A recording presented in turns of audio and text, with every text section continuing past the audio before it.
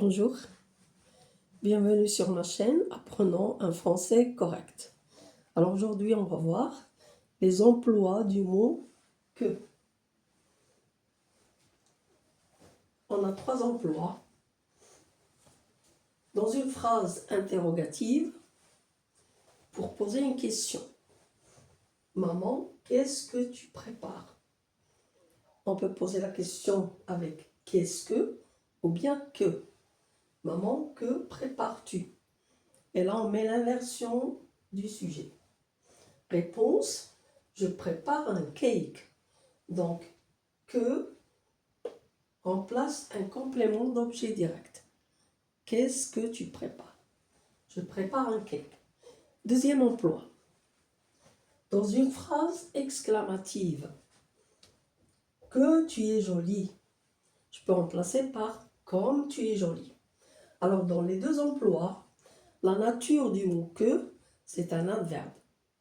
Un adverbe interrogatif, un adverbe exclamatif. Troisième emploi, dans une phrase déclarative. Et là, on a 2 exemples. D'abord, on a un nom plus que. Et dans ce cas-là, on appelle le mot que un pronom relatif pour relier 2 propositions. Voici le livre de français. Première phrase, je l'ai acheté hier. Deuxième phrase, si on me demande de relier les 2 phrases pour obtenir une phrase complexe, qu'est-ce qu'on va dire? Voici le livre de français que j'ai acheté hier. Donc, que, pronom relatif, il est placé après un nom. Deuxième exemple, verbe plus que. Et là, le mot que s'appelle une conjonction de subordination. Parce qu'avant, il y a un verbe. Je ne viendrai pas à la fête. Première phrase, je te le dis.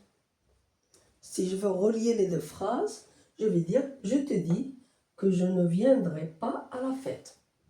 Avant que, il y a un verbe.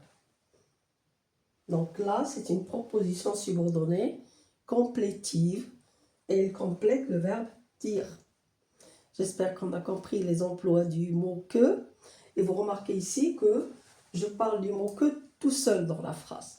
Parce qu'il y a d'autres emplois dans lesquels il n'y a que avec un autre mot. Par exemple, il ne sait que bavarder. Il ne sait que parler. Ne que. Oui, et là, il est employé avec ne. On va voir d'autres emplois où le mot que est employé avec d'autres mots. À la prochaine fois.